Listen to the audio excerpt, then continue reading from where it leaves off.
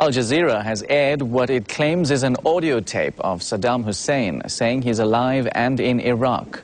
The voice on the tape has not been confirmed as the former Iraqi president's.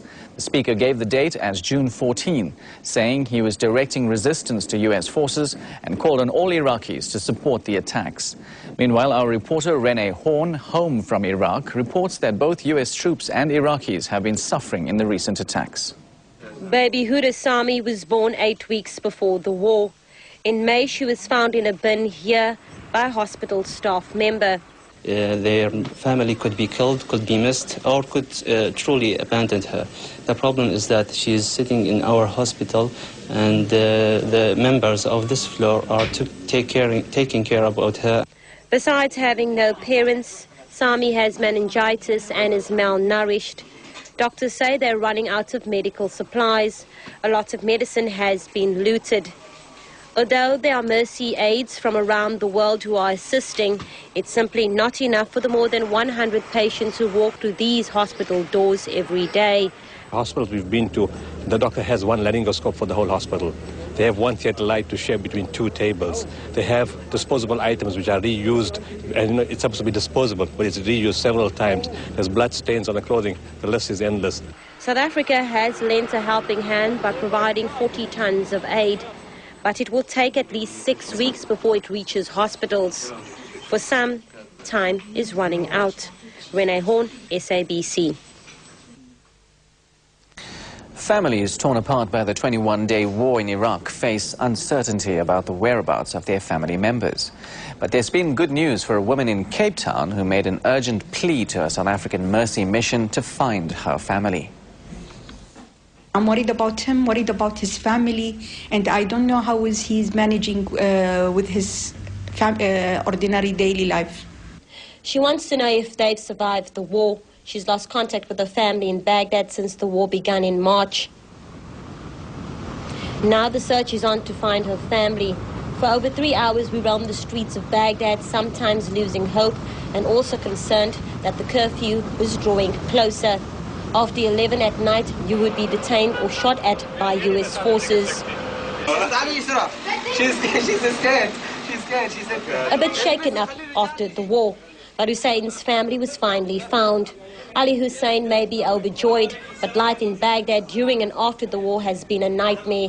He wants to tell his sister in Cape Town that the Iraqi capital, which he left 5 years ago, has changed dramatically. The situation is confused. We don't know what's happening. There is no government in Iraq. There is no public services. In Baghdad, you cannot just pick up a phone and decide to call a particular person anywhere in the country or let alone outside the country. It will take some time to restore the telephone lines. In fact, all communication centers have been major targets throughout the course of the war. There have never been cell phones in Baghdad or Iraq. Hello.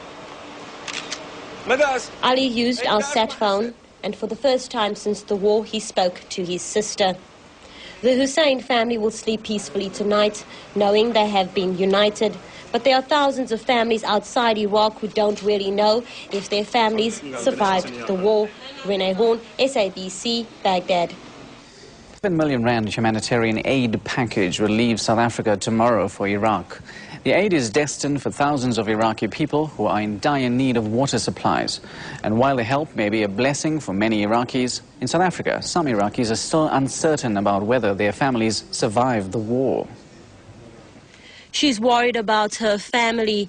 Saar Hussein came here from Iraq to pursue a career as a doctor, but she hasn't heard from her family since the war started in March.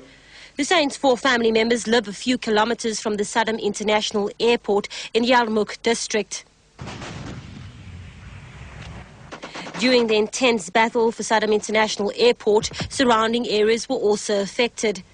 I'm worried about him, worried about his family, and I don't know how he's managing with his ordinary daily life. Hussein's now asked this man to find the family, but he has his hands full. Many want him to find their loved ones or help them with aid. Milk powder and water purification tablets are an integral part of the aid package. All the sewage is in the water. There's no proper supply. There's no proper electricity. People are dying from diseases, waterborne diseases. The Gift of the Givers Foundation in November last year tried to provide goods such as medical supplies, but they were restricted due to the embargo on Iraq. Non-governmental organizations like Gift of the Givers are now taking advantage of the new UN resolution passed last month. The resolution lifts over a decade of sanctions against Iraq. Resolution 1483 drops the restrictions on trade and allows goods to move more easily in and out of Iraq.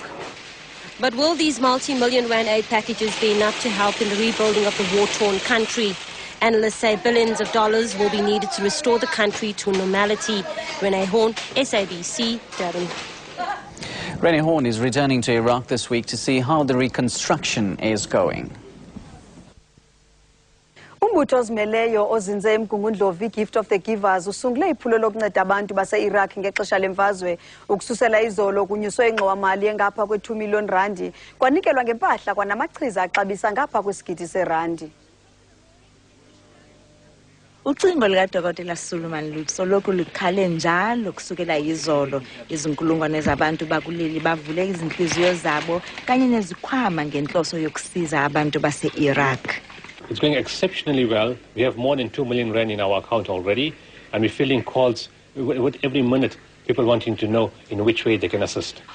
uSuleiman uthi izimpahla ekunikelwe ngazo zihlanganisa ukudla, imithi, amatende kanye noblankethe. Konke lokhu kothunyelwa ngomkhumbi echwebeni lase-Iran. We're going to be using Iran as a border to get into Iraq from Iran, and our government is negotiating on our behalf for that.